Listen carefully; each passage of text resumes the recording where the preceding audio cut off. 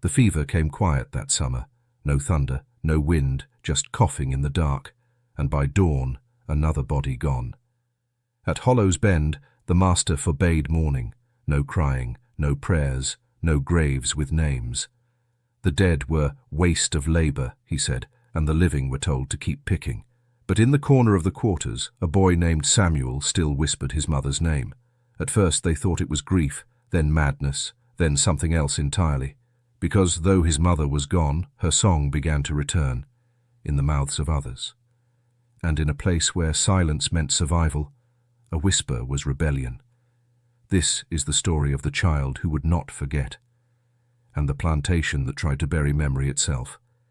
If you believe that love can haunt without a ghost, subscribe to the Macabre Record. Every day we tell the stories history tried to silence, stories that breathe where the dead were never allowed to rest. It started with a cough that wouldn't finish, a sound caught in the throat like a word that didn't want to be spoken. In the heat of June, with the cane standing shoulder high and the flies moving in lazy circles above the troughs, Hollow's Bend took its first breath of the fever and pretended it was only weather.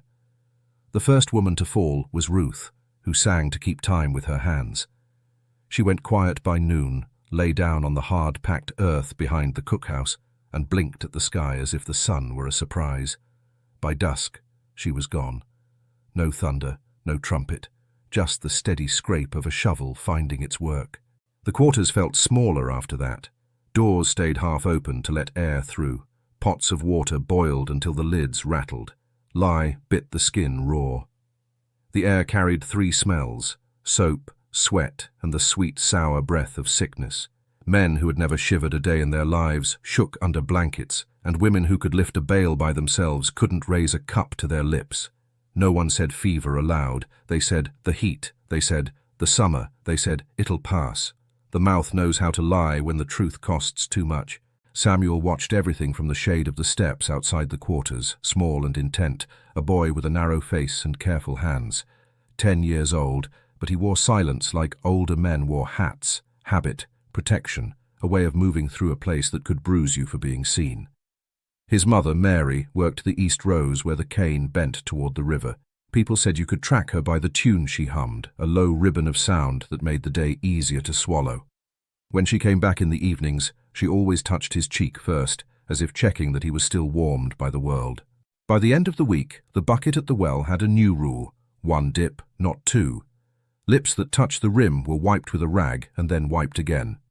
The preacher from the neighbouring place stood at the fence line and read a line of scripture without stepping in, his hat pulled low, his words blown thin across the distance. "The Lord is a consuming fire," he called, and then he was gone. No one asked for more. 2 more died on the 7th day.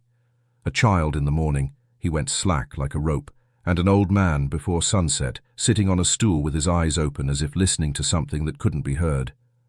Mr. Delaroche, the master, came down from the big house with his gloves on, as though sorrow could stain. He told the overseer to see to it quick and quiet. "Work don't stop for the dead," he said. The sentence fell heavy and stayed where it landed. That night, the quarters breathed in unison, a slow rise and fall that sounded like a field in wind. Samuel lay beside his mother's cot and counted each breath that wasn't his. He learned the rhythm of the sick, the hitch, the gasp, the long empty spaces between. When the coughing fits came, he brought water. When the water spilled, he wiped it up and brought more. He said nothing. There was nothing to say that the dark didn't already know. Near midnight, Mary's hand found his in the heat.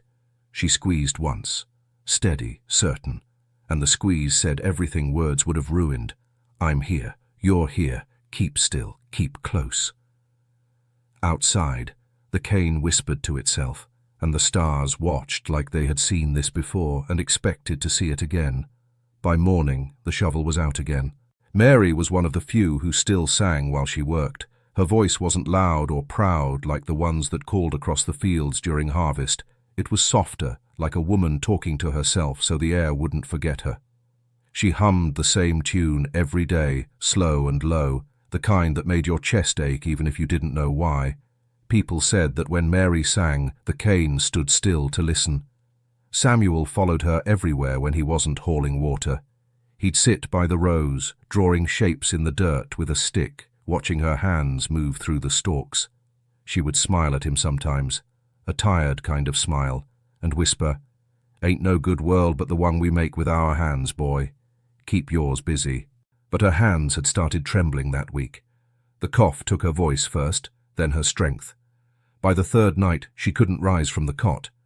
Samuel brought her water from the trough and cooled her forehead with a rag. She told him to keep the tune in his throat, not his heart. The heart's a fool, but the throat remembers. When the coughing fits came, they shook the whole cot. She'd reach for him in the dark, fingers tracing his wrist like she was making sure the world still had weight. The other women tried to help, but they were too tired, too afraid. Death was moving through the quarters quick now, and nobody wanted to breathe too close. The morning she died, the sky was the same dull grey as the water in the well. Samuel woke before sunrise and knew before he looked. The quiet had changed.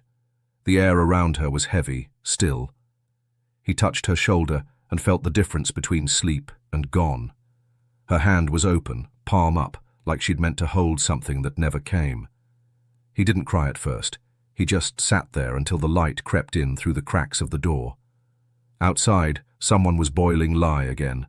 The smell of it burned his eyes before the tears did. 2 men came to carry her out. They didn't ask his name, didn't look at him long. They wrapped her in a sheet and took her toward the pit at the far end of the field. One of them said, "She light now." Fever done burned her clean. Samuel followed until an overseer stopped him with a hand on his shoulder. "You best stay," the man said. "She ain't yours to follow no more." He stayed, not because he believed it, but because he couldn't move. The sun climbed higher, and the sound of the shovel started again, steady, patient, like something that had been waiting its turn. When they came back, the sheet was gone. Samuel asked where they put her, but no one answered. Someone muttered, "Don't speak her name. Don't bring her back." That night, he hummed the tune she used to sing, soft, broken, just to see if the air would hum it back. The sun hadn't cleared the treetops when they came for her. 2 men from the next quarter, sleeves rolled to the elbow, faces set in the blank patience of people who've done this too often. They said nothing to Samuel. One held the sheet open, the other reached for her shoulders. Her arm slipped free and brushed against Samuel's cheek as they lifted her. The touch was lighter than breath. He followed until they reached the edge of the fields, where a shallow trench had been dug. The air smelled of lime and sweat. The preacher from town stood there again, reading from a paper that trembled in his hands. He didn't say her name, didn't say anyone's name, just dust to dust, and then folded the paper quick, like he wanted to keep the words from escaping. The master watched from his horse a little ways off, gloves on, hat low. When one of the women started to cry, he turned his head slow and said, "Hush that noise. The Lord done took her, and the Lord don't like weeping." The sound stopped, only the shovels kept talking. Samuel stood close enough to see the sheet darken as dirt began to fall. He waited for someone to say her name, but no one did. He whispered it once, "Mama." Barely a sound. The overseer heard anyway. A hand like iron clamped on his shoulder. "Don't call to the dead, boy," the man said. "You want her dragging you down with her." Samuel looked up at him, eyes wide, but didn't answer. The man's palm tightened. "Best forget her," he said. "Ain't no names no more." He was pushed back toward the quarters, his feet leaving prints beside the trench that the shovels filled quick and level. The wind picked up just enough to move the cane, making a sound almost like whispering. When Samuel reached the steps of the cookhouse, he turned once to look behind him. The men were already walking away. There was no marker, no cross, nothing to tell where she was. Just a patch of dirt that looked the same as every other patch of dirt. That night, the quarters were quiet. No fire, no talk. People lay side by side and breathed like they were afraid to take too much air at once. Samuel lay on his back staring at the roof, watching dust drift through the moonlight. He tried to remember his mother's face exactly, every line, every freckle, but the harder he tried, the less clear it became. He pressed his hands over his ears, but the silence only got louder. Somewhere outside, a shovel hit stone and kept digging. Before he fell asleep, he whispered her name again into the dark. This time he didn't say it for her to hear. He said it to make sure he could still hear it himself. By the second week, the fever had taken 9 souls and left the fields half empty, but the cane still stood waiting, heavy with sap, bending under its own weight. The master, Mr. Delaroche, rode out one morning with his gloves and his ledger, and what he saw displeased him. Men walking slower, women bent over in silence, no singing, no rhythm. The work, he said, had gone soft. He dismounted by the trough and called the overseer, Mr. Hatch, a man whose voice was made of gravel and tobacco. Together they walked the rows like they were inspecting fences, not people. When they reached the edge of the field, Mr. Delaroche took off his hat and said, loud enough for all to hear, "I'll have no mourning on my land. The living owe me their hands, not their tears." He looked over the crowd, faces dull from heat, skin grey from sleepless nights, and then he said it again, slower this time, like carving words into wood. "No crying, no praying, no talk of the dead. You grieve, you weaken, you die, and I won't have dying where work needs doing." Mr. Hatch repeated it for the ones at the back. No crying, no praying, no names. It became a rule by sundown. Anyone caught whispering the names of the dead would lose rations. Anyone caught crying would be whipped. Sickness spreads through sorrow, the master claimed, though it was fear, not sorrow, that made people ill. That night the quarters were still as burial ground. A woman started humming by instinct, an old lullaby for her baby, and someone across the room hissed at her to stop. The tune broke off mid-breath. The baby whimpered once, then went quiet. Even children learned that silence kept you safe. Samuel sat on the steps of the cookhouse, listening to the grown folk whisper through their teeth. The moonlight showed faces without voices. Everyone looked smaller, as if silence had scraped pieces off them. He could still smell the lie in his mother's cot. The woman who'd taken it over lay with her back turned, pretending to sleep. She'd hung her own rag doll on the wall where Mary's used to hang, and something in Samuel's chest folded inward. Later he saw the master's shadow pass by the door, checking, always checking. Samuel held his breath until it faded. He wanted to cry but didn't dare. He wanted to sing her tune but couldn't. So he pressed his hand over his mouth and hummed into his palm, feeling the sound vibrate against his skin like a heartbeat. The next morning, Mr. Hatch nailed a board to the side of the cookhouse. Burned into it with a heated rod were the words, "No mourning, no names, no noise." The letters smelled of ash and iron. When the heat faded, Samuel reached out and touched the edge of one letter. It was rough, like bark. He traced the shape of the M until it hurt. By evening, even the wind had stopped moving. When Samuel came back from the fields that evening, the cot didn't look like hers anymore. The woman who now slept there had already filled it with her own things, her tin cup, her folded blanket, her smell. She didn't look at him when he stepped through the door, just pulled the sheet higher and said, "Ain't no sense in staring, boy." Ain't nothing left to see. Samuel stood for a long time, waiting for something that didn't come. A hum, a whisper, a breath caught in the dark. The space where his mother's rag doll had hung was just a shadow now, a faint mark on the wall where the fabric had kept the wood clean. He reached up and touched it, half expecting it to still be warm. The new woman turned her back to him. "Best find a corner," she said. "She gone. You can't sit waiting on a ghost." He wanted to tell her his mother wasn't a ghost, that ghosts were what white folks feared, and his mama was only gone in the way water dries from the ground. It leaves a mark you can't wash out. But he said nothing. Words had a way of bringing trouble now. He took a stool and sat beside the doorway instead. Outside, the air buzzed with insects, the faint whistle of the cane moving in the night breeze.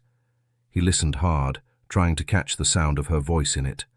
The longer he listened, the more the sounds seemed to twist together, the rustle of leaves, the breath of someone asleep, the low hum that lived between the two.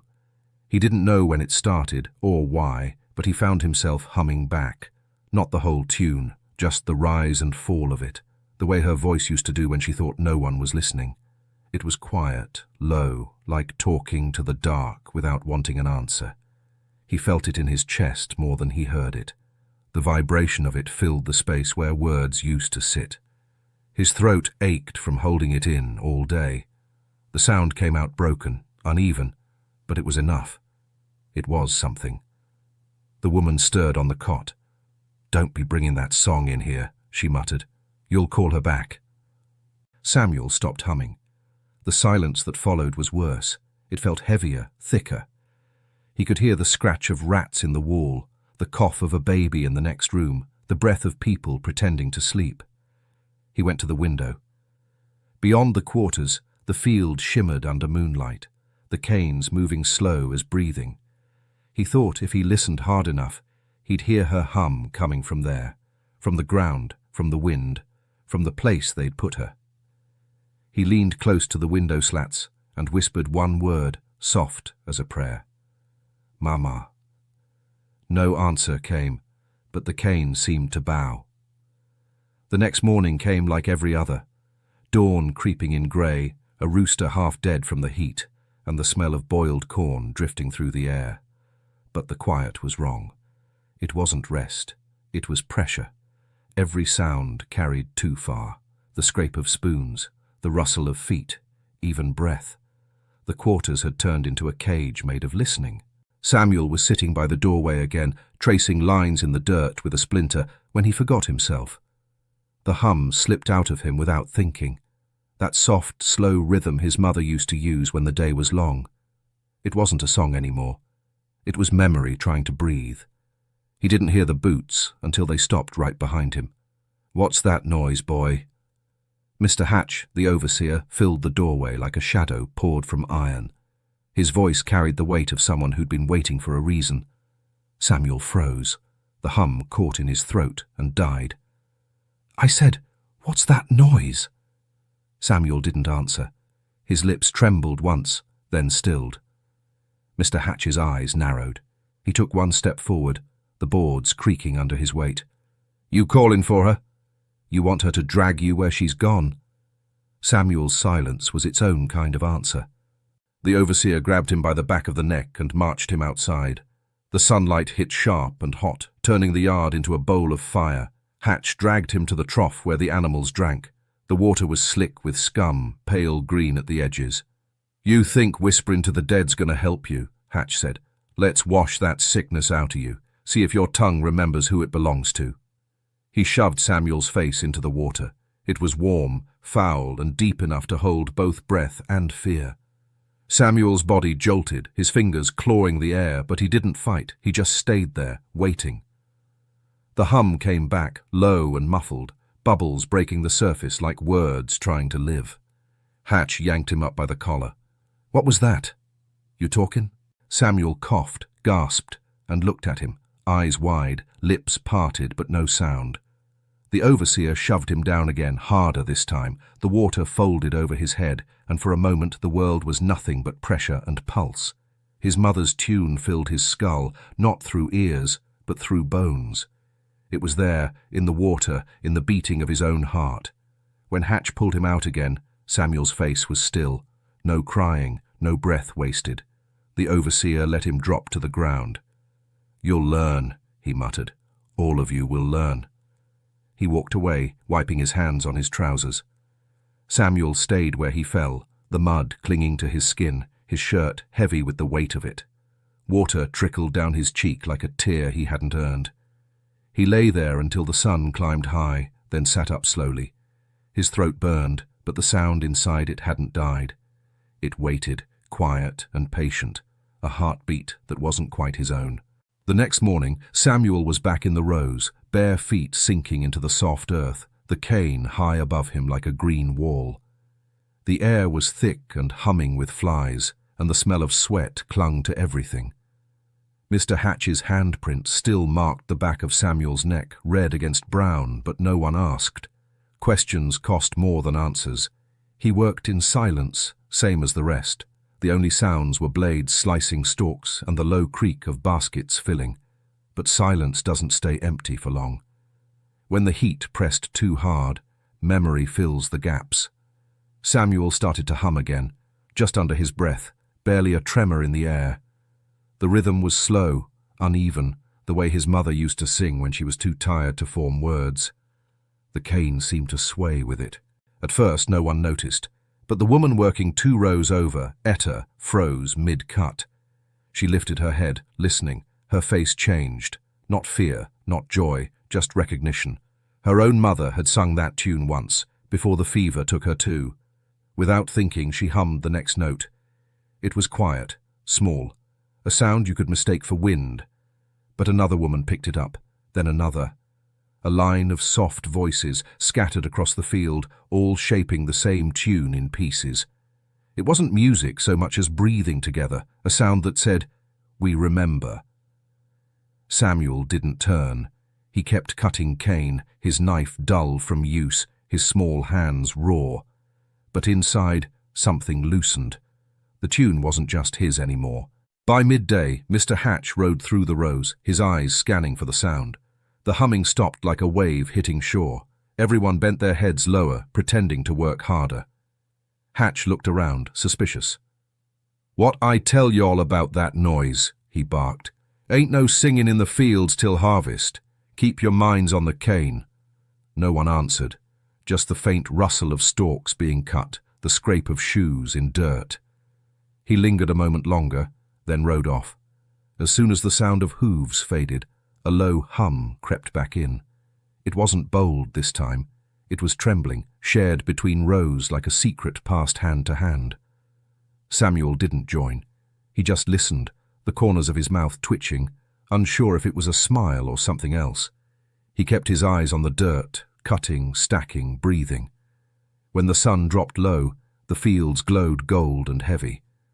The humming rose again, slow and steady, following the rhythm of the blades. That night, in the quarters, no one spoke of it. The air smelled of sweat and lye. Children whimpered in their sleep, and from somewhere deep in the dark, the faint hum continued, soft and steady, moving through the walls like air through lungs. Samuel lay awake and listened. The sound was no longer his mother's, but it was close enough to make the ache bearable.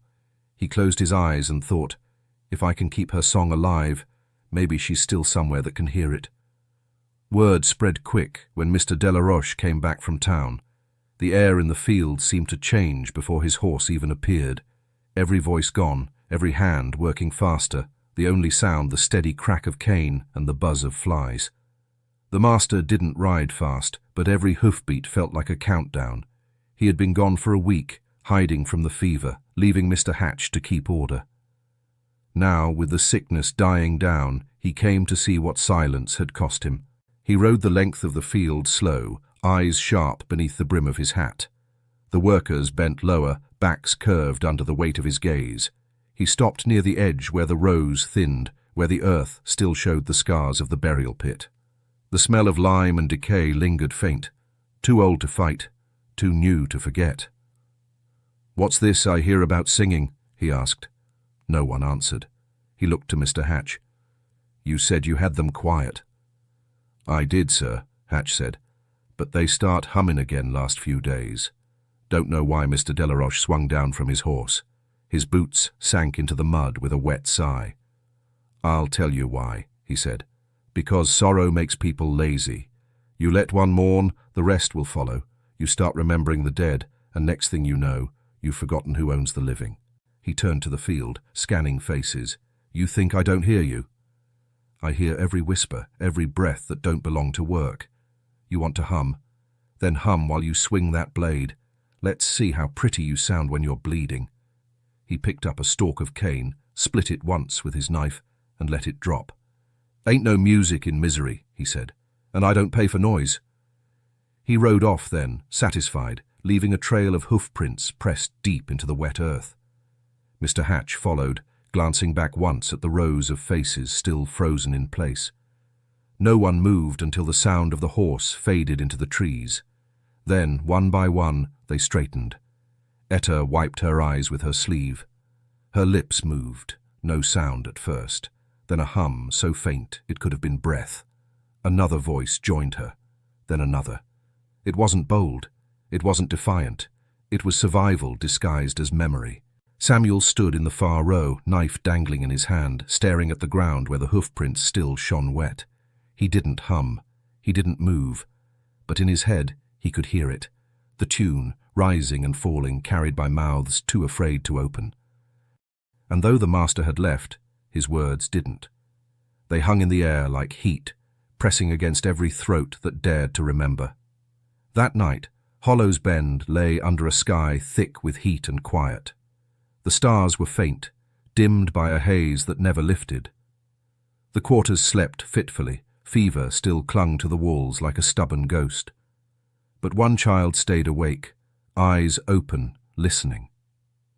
Samuel sat on the floor beside the doorway, his knees drawn up, chin resting on his arms. The night pressed against the windows, heavy and close. The hum he'd heard in the fields still lived in his chest, echoing faintly, like a heartbeat that wasn't quite his own. Every now and then he thought he heard something outside, a rhythm, soft and distant, floating over the cane. He leaned forward, trying to catch it. A low vibration, steady and sad, like breath carried by wind. It wasn't the field workers this time. It was too even, too patient, one single tone held in the dark. He whispered into the night, the word barely forming. "Mama!" The sound stopped for a moment, then shifted. A faint reply that might have been the sigh of cane leaves brushing each other, or something smaller, closer. He whispered again. "Mama, that you?" No answer. Only the sound of his own breathing, the scrape of crickets outside, the slow creak of the boards as the house cooled. He stayed there a long time, whispering to nothing. The other children in the room stirred in their sleep. One little girl, barely 5, turned over and mumbled something. Then she sat up, blinking. "Who you talking to?" she asked, her voice still thick with dreams. Samuel didn't answer. He tilted his head, eyes fixed on the window. "You hear her too?"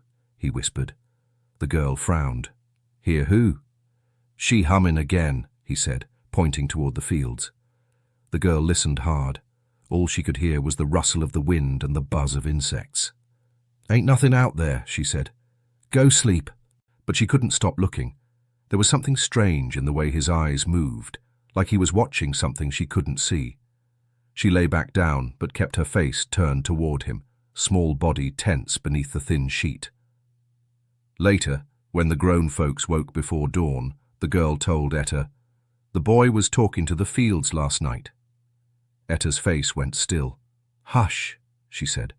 "Ain't safe to say things like that." "But he said his mama was hummin'," the girl whispered. "Said he heard her." Etta pressed a finger to her lips. "Then you best not hear her too." All day, the girl kept glancing at Samuel. He worked without sound, lips moving slightly, as if repeating something under his breath. Sometimes he smiled at nothing, the faintest flicker of peace in a place that didn't allow it. By sunset, Etta caught herself humming his mother's tune again, so quiet she barely noticed. When she did, she stopped mid-breath and looked toward the boy. He was already looking at her, not accusing, not afraid. Just watching, as if he'd heard her before she made a sound. The moon that night was thin and sharp, a sliver of bone hanging over Hollow's Bend. The air pressed heavy, still carrying the scent of the fever even though the worst had passed. Crickets screamed in the dark, but the quarters were quieter than a church at midnight. Samuel couldn't sleep. The hum was there again, moving through the walls like a low current. It wasn't coming from outside this time. It was inside, breathing with him. He sat up, his chest tight with the ache of it, and stepped out into the night. The yard was slick with dew, silvered in the thin moonlight. Every shadow looked alive. He walked toward the edge of the field, the dirt cool beneath his feet, and whispered into the air, "Mama." Behind him, a door creaked open. "Boy." The voice cracked like a whip. Mr. Hatch, holding a lantern, the flame shaking in the wind. He was barefoot, his shirt undone, eyes glassy from drink, and something meaner than fear. "What you doing out here?" he asked. Samuel said nothing. He stood still, his hands hanging at his sides, the hem of his shirt clinging damp to his legs. "You whisperin' again?" Hatch stepped closer, the light sweeping across the ground. "You think she out there, don't you?" Samuel's lips parted. A sound came out, not words, not even a hum, just a low exhale shaped like one. Hatch froze. The flame inside the lantern flickered once, then steadied. "What's that sound?" he said, voice quieter now. Samuel didn't move. His lips kept moving, slow and steady, shaping the same rhythm his mother used to hum. But no sound came out. Still, the air seemed to carry it, faint but certain. The cane at the edge of the field stirred, though there was no wind. Hatch swallowed hard. "You stop that," he said, louder. "You stop that right now." The boy's mouth stilled. The overseer stood there a moment longer, staring at him as if seeing something he couldn't name. Then he grabbed Samuel's arm, hard enough to leave a bruise. "You stay inside at night, you hear? Ain't no sense wandering out talking to nothing. You want to end up where she is?" Samuel blinked at him. The lantern light made his eyes look pale, not scared, just empty.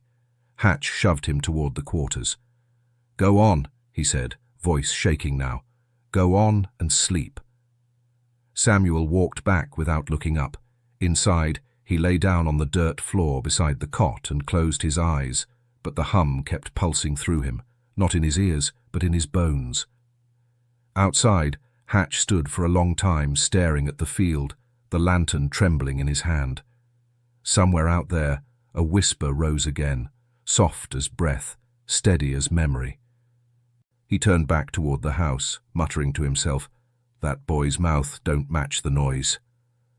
On the first Sunday after the fever broke, Mr. Delaroche decided the place needed a sermon. He had the benches dragged out beneath the big pecan tree beside the cookhouse. The morning was bright and wet, the ground still bleeding dew. The air smelled of smoke and soap, two things that never left Hollow's Bend. He arrived late, dressed for church, though there was no preacher, white linen coat, gloves, Bible under his arm. The slaves waited where they were told, backs straight, hands in laps, children pressed close to their mothers' skirts. Only the buzz of gnats filled the silence. Mr. Delaroche opened the Bible but didn't read from it. "Y'all think the Lord forgot you," he said. "He didn't. He gave you work. Work is your prayer. You sweat, he listens." He looked over the rows of faces, his eyes hard and bright. "I heard humming in my fields last week.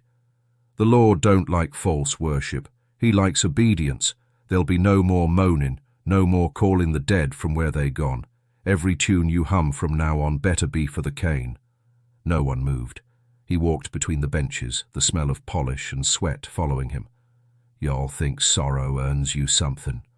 All it earns is my displeasure. A man can't reap crops from tears." He paused in front of Samuel, who sat near the end of a row, small and thin, eyes down. "You hear me, boy?" Samuel nodded once. The master reached out with his gloved hand and lifted Samuel's chin with a finger. "You got a tongue?" "Yes, sir," Samuel whispered. "Then keep it for thanking, not wailing." He let go, wiped his glove on his coat and stepped back. "I'll tell you what I will allow," he said loudly, turning to the others. "Silence. Silence is good. Silence means peace. The Lord speaks through quiet hearts. Behind him, the wind stirred the leaves. A sound rose, barely more than a breath, a single low hum, soft as the turning of a wheel. It might have come from the trees. It might have come from the benches. It grew for only a heartbeat before dying again, swallowed by fear. Mr. Delaroche froze. His hand went to the pistol on his hip. "Which one of you?" he snapped. "Who made that sound?" No one answered. Children buried their faces. Etta kept her eyes fixed on the ground. After a long silence, he laughed once, short and sharp. "Thought so," he said. "The Lord's peace has settled here at last." He closed the Bible and walked back toward the house, boots sinking into the soft dirt. When he was gone, the people stayed seated. No one spoke. The only movement came from Samuel, who pressed his hands against his chest, feeling the faint tremor of something that hadn't been silenced. something still humming beneath his ribs, waiting. The days after the sermon settled over Hollow's Bend like dust, fine, choking, impossible to shake. The fever had thinned the quarters, but the silence finished what the sickness started. Work carried on, hands cutting, backs bending, sweat dripping. But the rhythm was gone. No one sang. No one called for water or spoke to the child beside them. The fields moved without sound, like a dream drained of color. When Samuel worked, the quiet pressed against him until it hurt. He felt it in his bones, a weight that made his body ache. Even the wind seemed to avoid the place now, crawling low through the cane instead of lifting it. Sometimes he thought he could hear faint humming still, way out near the burial trench, where the ground swelled slightly from the graves below. But whenever he stopped to listen, the sound fell away, swallowed by the heat. At night, when the work bell finally rang, everyone drifted back to the quarters like ghosts of themselves. They ate without talking, slept without dreams. The master called it peace. To Samuel, it sounded like dying slow. One evening he sat outside the cookhouse, watching the last light fall across the fields. The cane shivered, just barely, as if remembering wind. He closed his eyes and hummed once, soft enough that no one could hear but the ground beneath him. It wasn't even a tune, just a note that lived for a breath, then faded. A voice from behind startled him. "You best hush that," said Etta, her face drawn thin from work. She stood in the doorway, eyes tired but kind. "Ain't safe to make music now.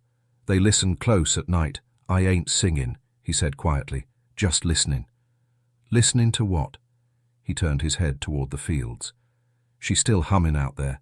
I can hear her when the cane moves." Etta's face went pale in the half-light. "Don't say that," she whispered. "The Lord don't like lies about the dead." "She not gone," Samuel said, his voice small but certain. "She just hums quieter now." Etta looked at him a long moment, then shook her head and walked away. When she was gone, Samuel pressed his ear to the dirt. It was warm and full of tiny sounds, worms, roots, the heartbeat of the land. Beneath it all, something steadier, something slow. It wasn't his mother's song, not exactly.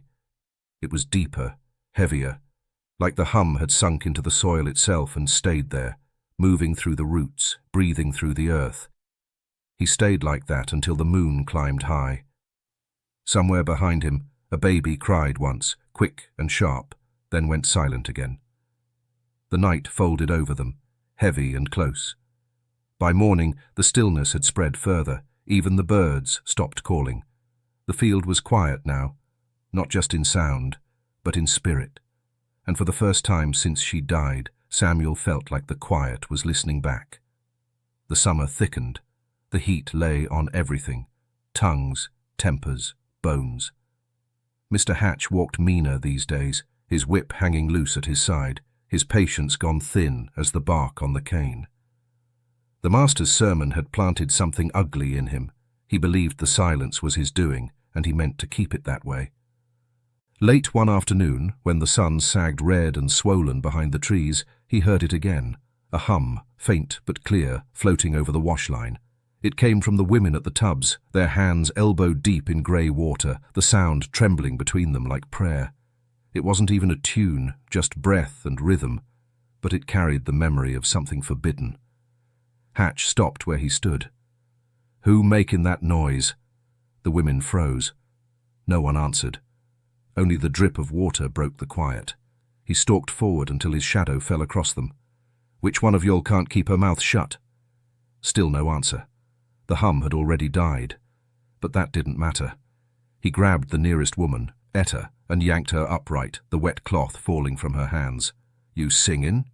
She met his eyes for half a second, then looked past him. "Ain't singin', sir. Just breathin'." Hatch struck her across the face with the back of his hand. The sound cracked through the yard like a whip. "Then breathe quieter."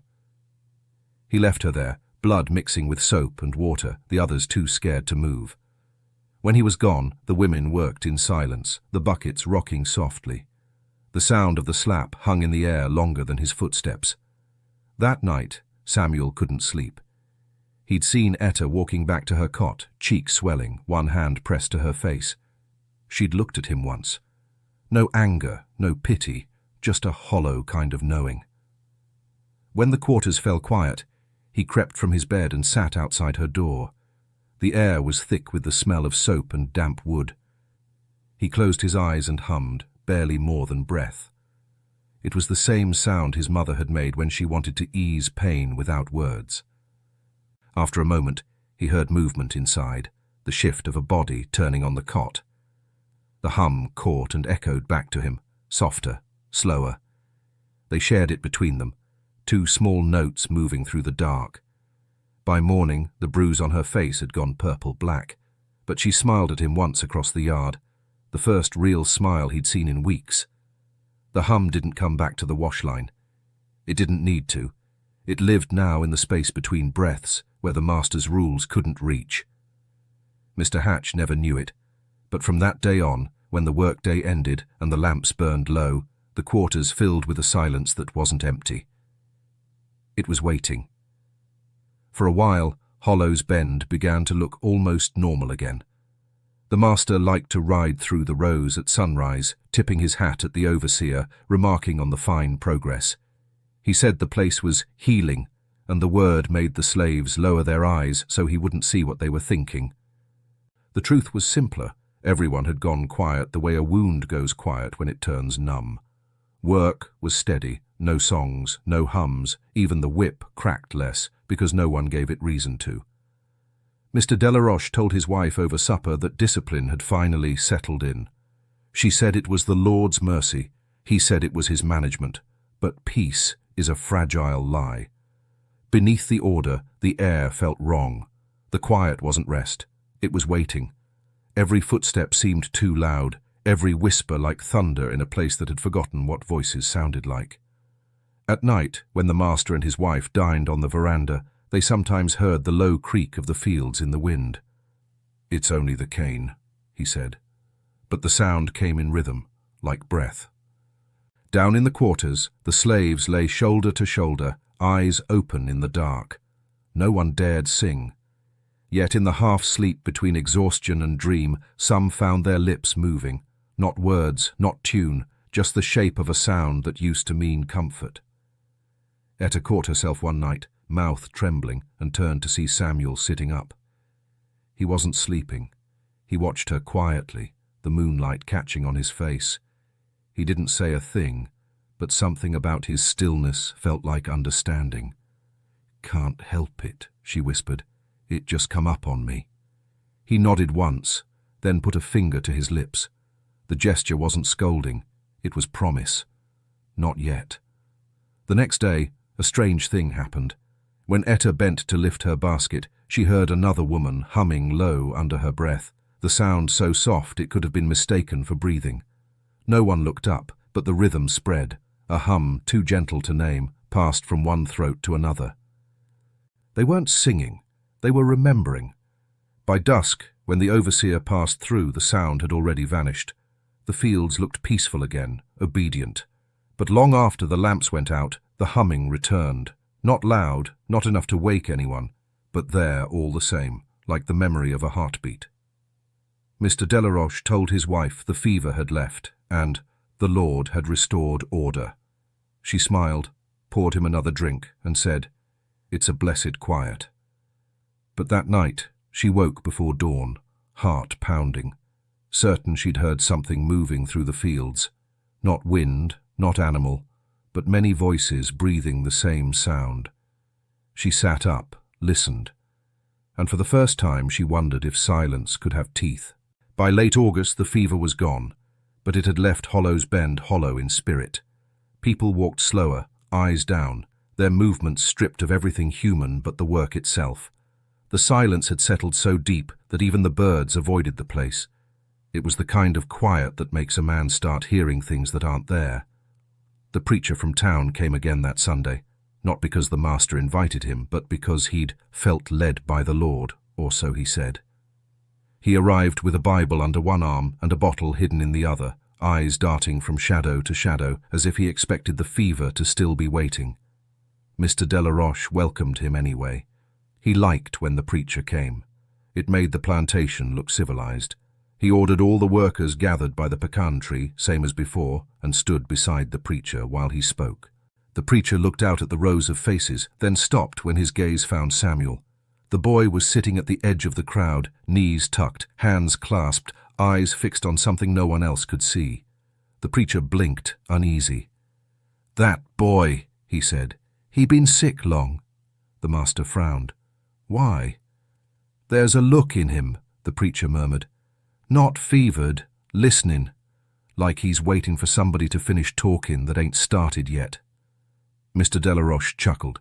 "He's just slow. Lost his mama in the fever. The quiet makes fools imagine things." The preacher didn't laugh. "Ain't imagination what I seen," he said. "When I looked at him, he looked back through me. Eyes too still. That's a child who hears things the rest of us can't stomach." The master waved it off. "He hears what I tell him. That's all that matters." But that night, Mrs. Delaroche mentioned it over dinner. "That boy, Samuel, there's something unnatural about him. The way he stares." The master set down his glass. "You've been listening to fools again." "I was washing by the window," she said softly, "and I swear I saw him looking this way from the quarters. He didn't blink, not once. It was like he knew I was watching." Her husband laughed, but it didn't reach his eyes. They look because they got nothing else to do. Still, when the lamps were blown out, he found himself thinking about the boy, about how quiet he was, about the faint hum he sometimes thought he heard at night, a sound that faded when he tried to listen, but always returned just before sleep took him. In the quarters, Etta watched Samuel by the firelight. His eyes reflected the flame, but they didn't move with it. They stayed steady, focused on something distant, something deep. She crossed herself without meaning to. "Lord," she whispered, "if he's listening, I hope it's only to you." But the boy didn't look away, and somewhere in the walls something hummed. The first fever had left the bodies broken, but the second one came for what was left of their faith. It started the way all sicknesses start, quiet, like a rumor nobody wants to repeat. A cough here, a fainting there. By the time anyone admitted it was back, the air already smelled of boiled rags and sickness again. The master blamed the heat, then the wells, then the slaves themselves. "Filth breeds filth," he told Mr. Hatch. "Keep them clean, keep them working, and the Lord will see fit to spare us." But the Lord had long stopped looking this way. The overseer walked through the quarters with a rag over his mouth, whipping anyone who didn't rise from their cot fast enough. Mothers carried water with trembling hands. Children coughed blood into their palms and wiped it away before anyone noticed. The fields still needed picking. The cane waited for no one. Etta was one of the first to fall. One afternoon she collapsed between the rows, the basket tipping over beside her. Samuel dropped his knife and ran to her, but the overseer shouted for him to get back. "Don't touch her. You want to join her?" Samuel hesitated. Etta's eyes were open, staring at him, wide with something that wasn't fear. "Sing it," she rasped. "Sing it for me." He shook his head. "Don't let it die," she said. Her mouth opened like she was about to say more, but no sound came. By dusk, they carried her to the trench by the cane line. This time no one waited for the preacher. The dirt fell fast, heavy, unblessed. The sound of it landing stayed in Samuel's ears long after.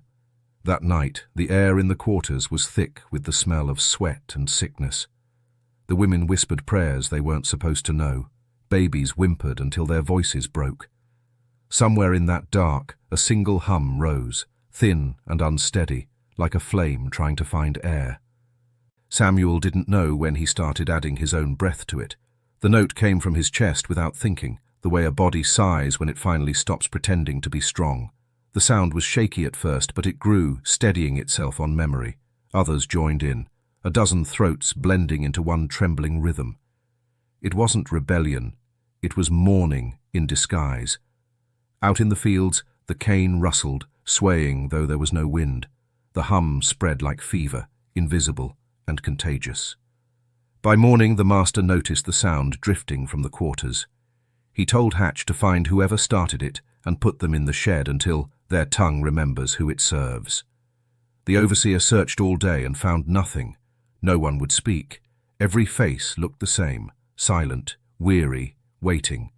But when the sun dropped, the hum came back, soft as ever, rising from the ground itself.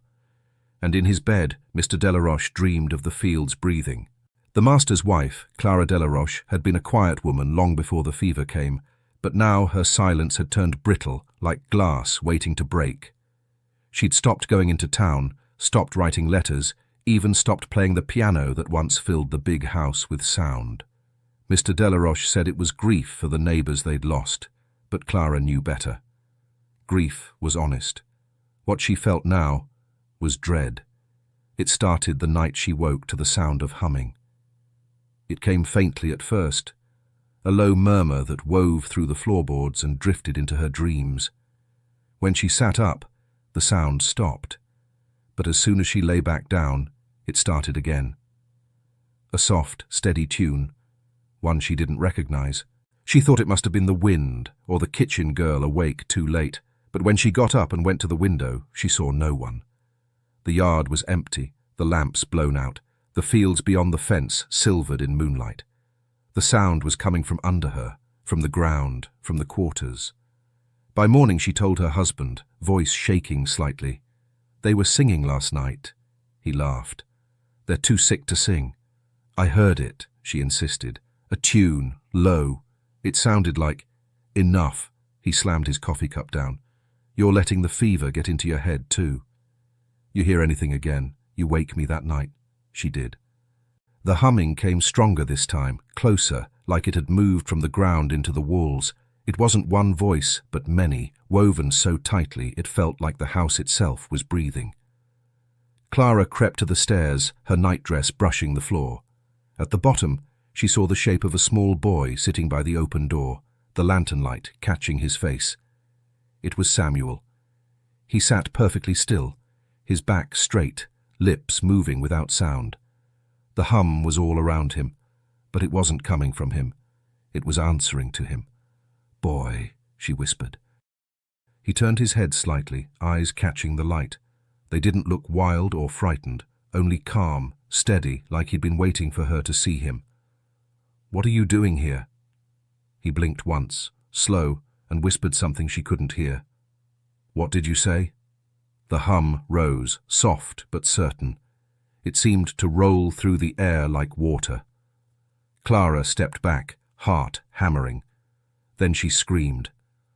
By the time Mr. Delaroche ran down the stairs, Samuel was gone. The door opened to the yard.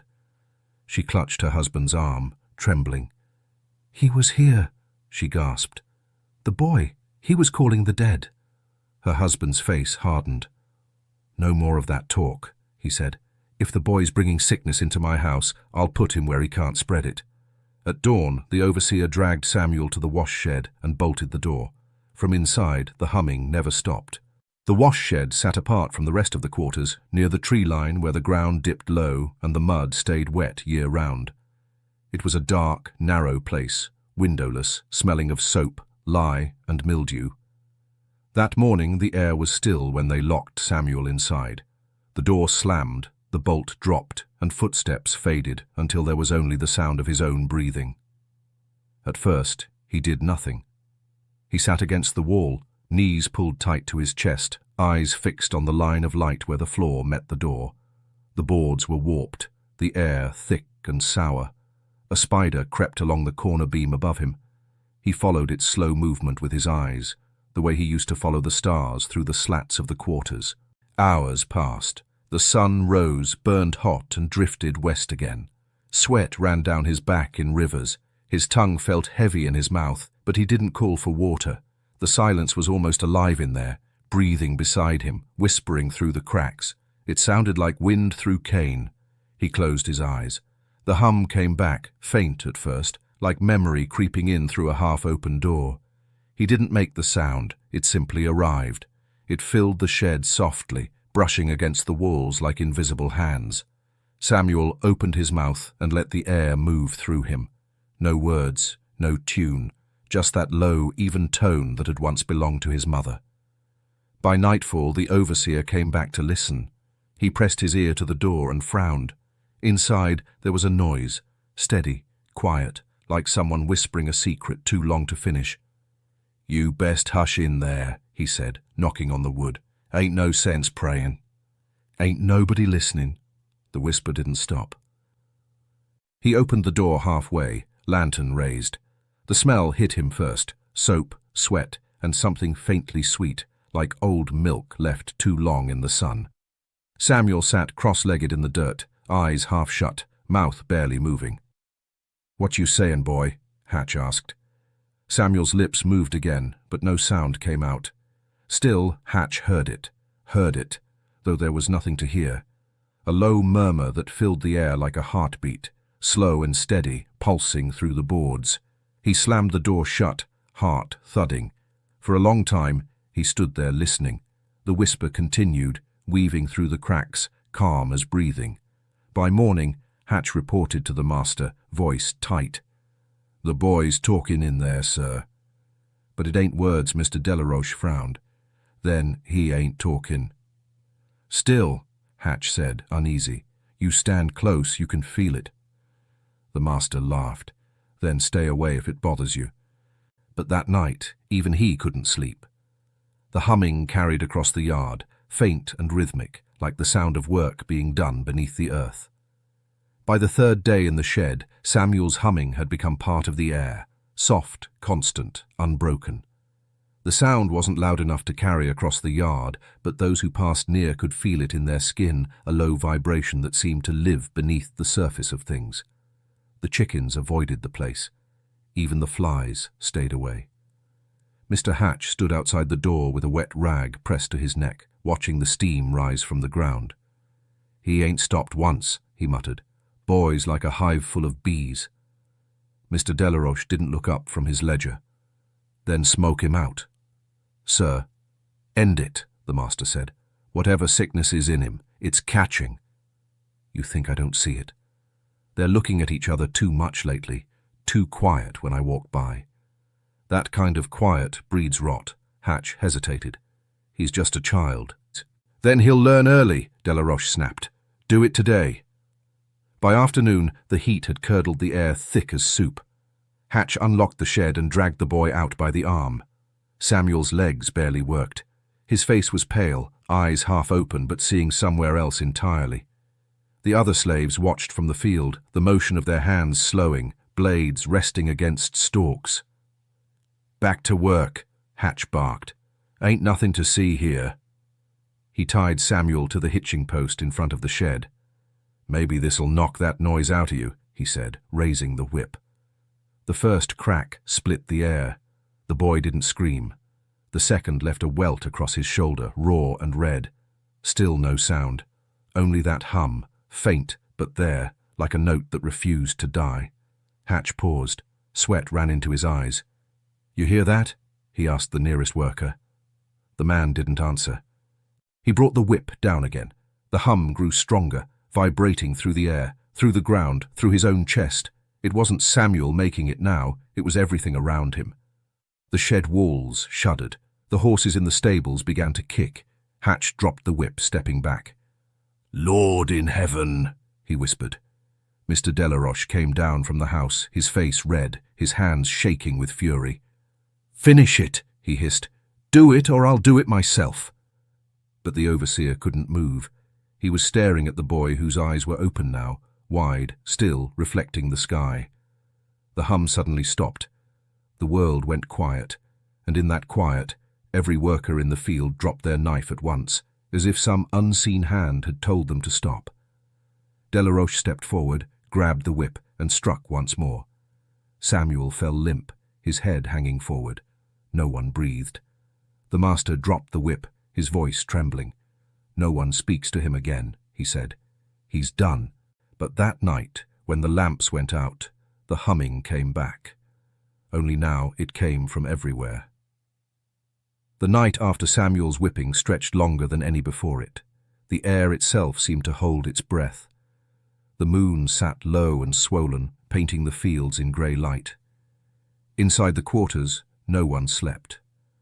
The workers lay still, staring at the ceiling, listening. At first it was nothing, just the creak of wood, the sigh of wind. But then it began again. That sound, faint, low and steady. It started near the shed, a vibration that slipped under the door and into the ground. The boards of the quarters shivered as though something alive was crawling beneath them. The humming grew, not loud, not angry, but deep, like the earth remembering a song it had swallowed. One of the women sat up, clutching her blanket. "You hear that?" she whispered. Etta's voice came back, shaking. "Ain't the boy dead?" "Then what's that sound?" Nobody answered. Outside, the cane was moving. The wind wasn't blowing, yet the stalks bowed and swayed, whispering against each other in rhythm with the hum. A few men opened the shutters to look. The fields rippled, silver in the moonlight, each stalk bending as though breathing. Mr. Hatch woke to the sound and stumbled from his cot, pistol in hand. He stepped out into the yard, eyes wide. The humming wrapped around him, not loud enough to pinpoint, not faint enough to ignore. His heart began to hammer against his ribs. "Who's out there?" he called. His voice cracked. The sound didn't stop.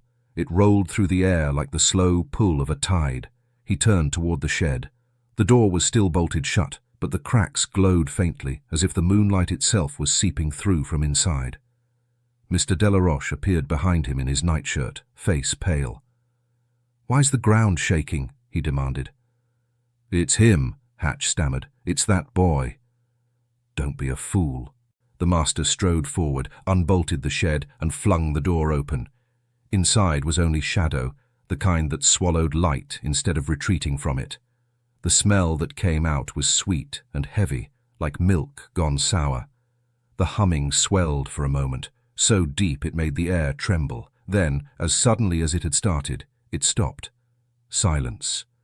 The kind of silence that leaves your ears ringing. Delaroche stepped inside, lantern raised. The dirt floor was undisturbed. No boy, no footprints, only the faint impression of where someone had been sitting. He turned to Hatch, voice low. "Bury what's left." "There ain't nothing left," Hatch said. The master's eyes darted across the field, where the cane still moved like a restless sea. By dawn, the humming had faded. The sun rose, pink and slow, and the world seemed normal again. But the quiet that followed didn't feel like peace. It felt like listening. Even after the workers went back to the fields, no one spoke, no one dared. Yet every so often, when the wind passed through the cane, it carried a low vibration that made the tools tremble and the ground hum beneath their feet.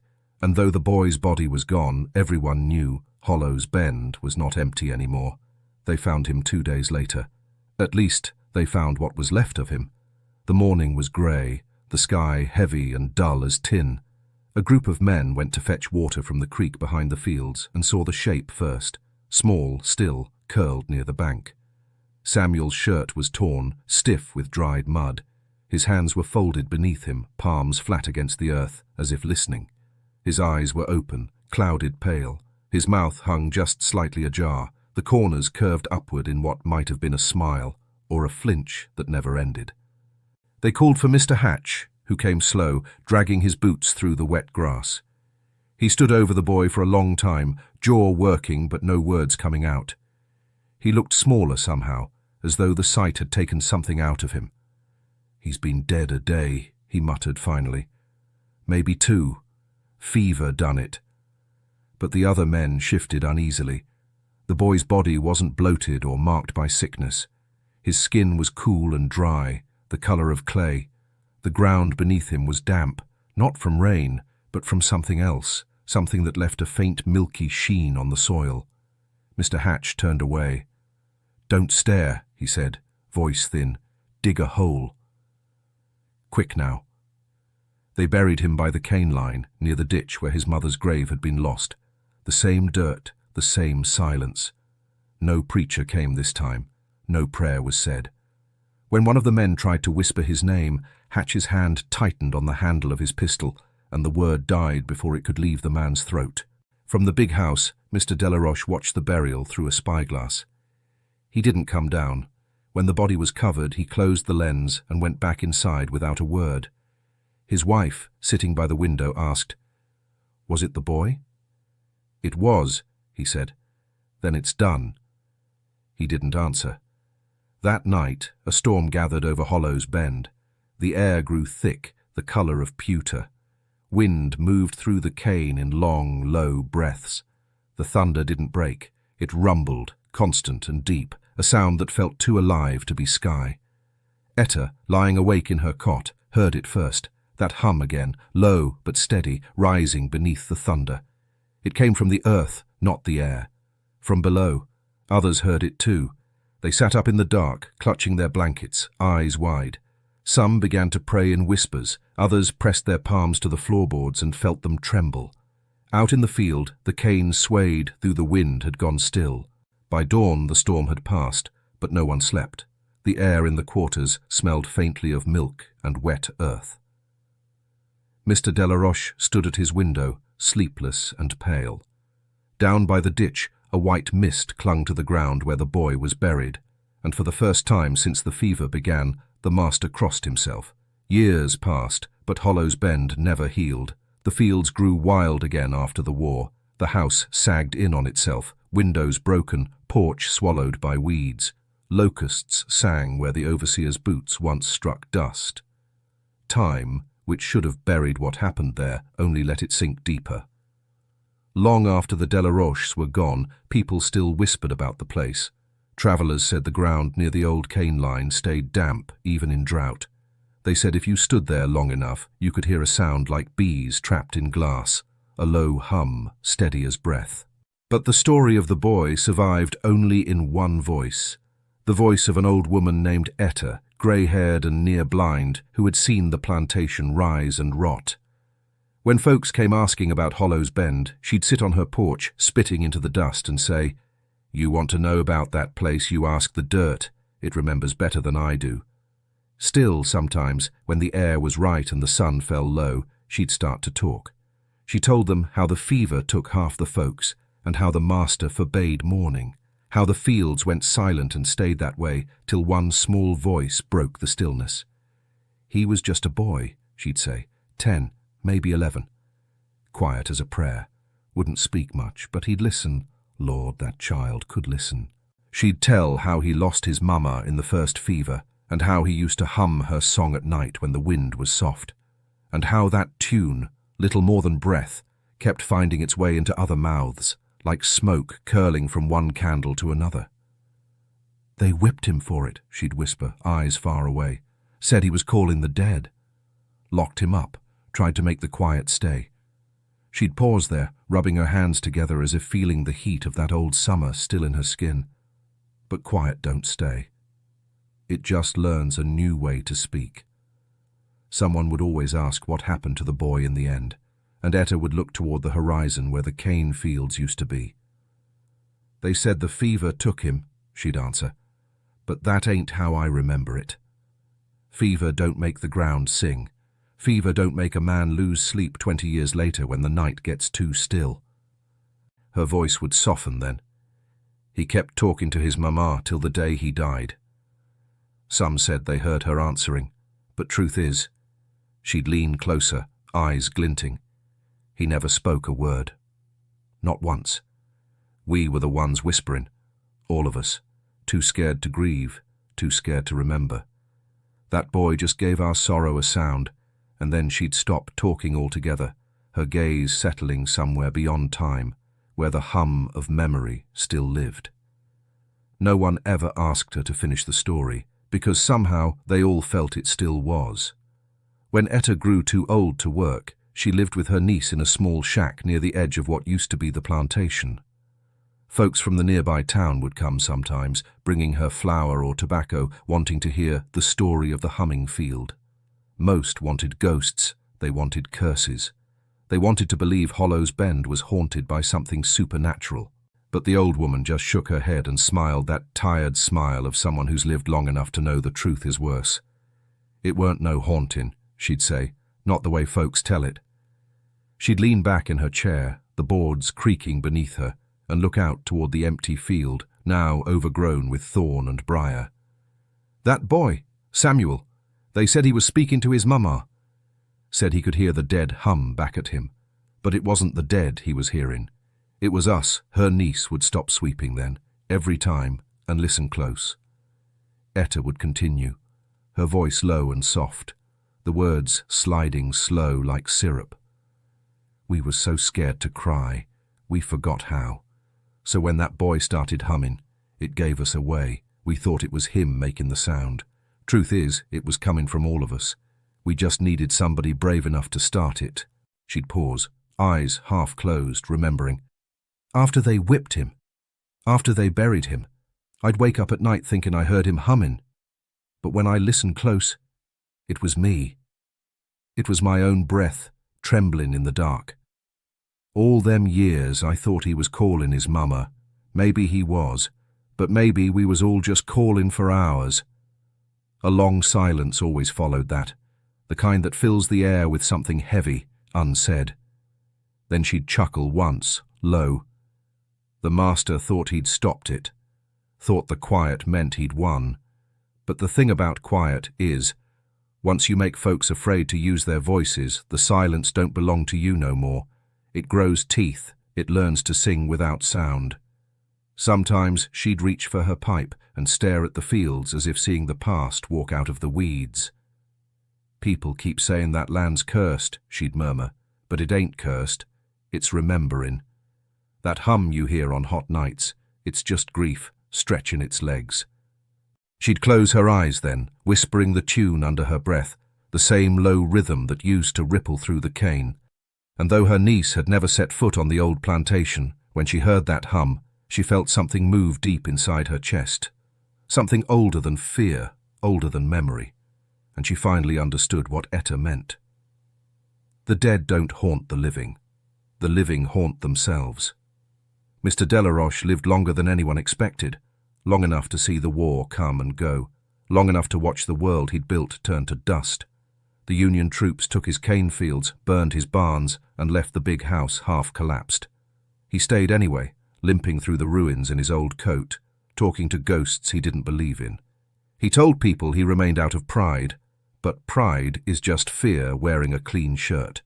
What really kept him there was the noise, that low hum that came and went, the one that always seemed to rise from the fields when the wind was still. It began again the first spring after the surrender. The nights were warmer then, and the air thick with gnats. He woke in his bed to the sound of a soft vibration under the floorboards. It was faint, steady, and too even to be insects.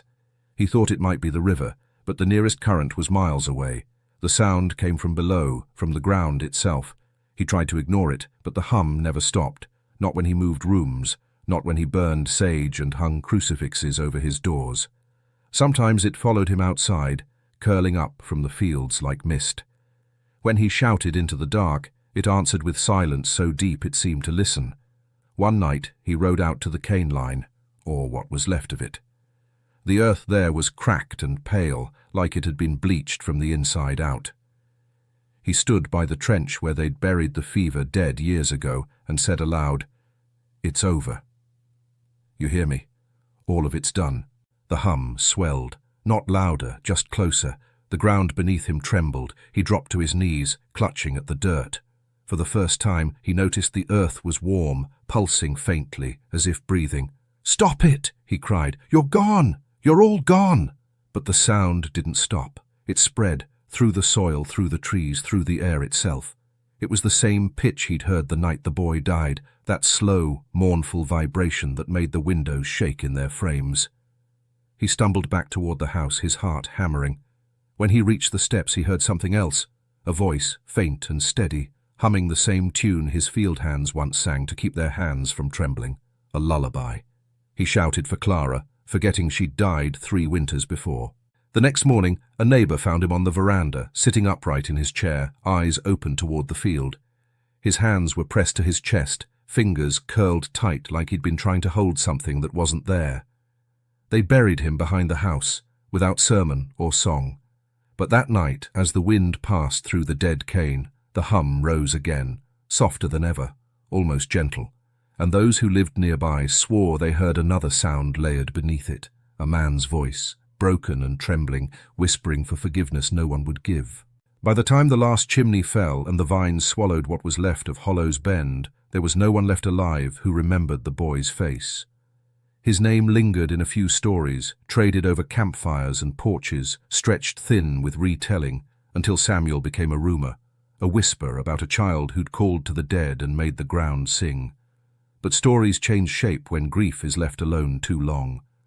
The truth was smaller, quieter and heavier. He never called to the dead.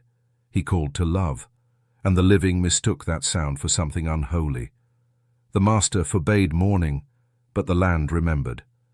Memory seeped into the roots, into the water, into the air itself. You can silence a voice, but you can't silence the echo it leaves behind. They said the hum was his spirit. They said it was a curse, or the souls of the slaves who died unnamed. But it wasn't any of that. It was just the sound of pain refusing to disappear. The same tune his mother hummed to keep herself from breaking.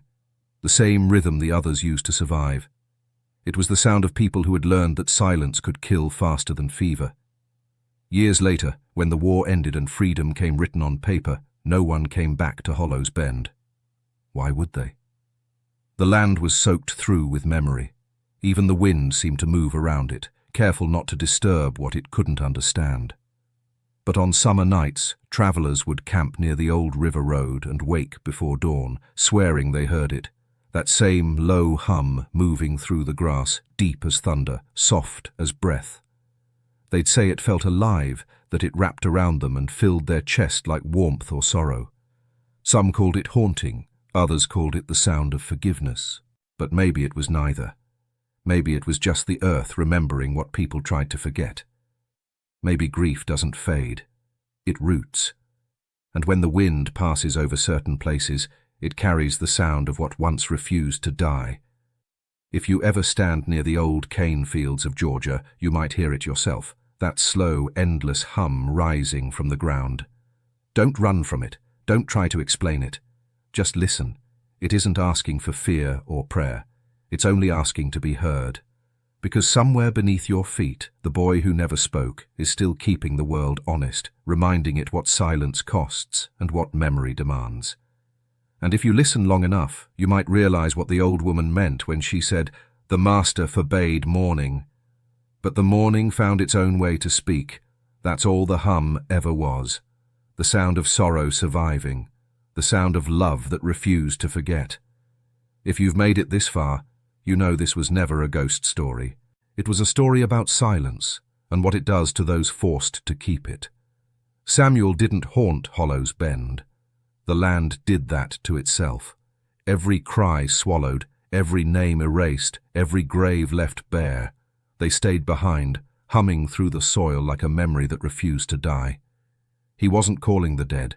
He was calling for love, and the living mistook that sound for something to fear. The hum wasn't revenge. It was remembrance, the sound of grief learning how to breathe without a mouth. So if one night the air trembles and you hear something low and steady, don't turn away. Listen. It might not be the dead at all. It might just be the world remembering what it cost to make it quiet. Because silence is never empty. It's full of what we've buried, and what refuses to stay buried. If this story found you, if it stayed with you after the lights went out, subscribe to the Macabre Record. There are more stories waiting in the dark, and every one of them hums the same tune, the sound of memory that will not rest.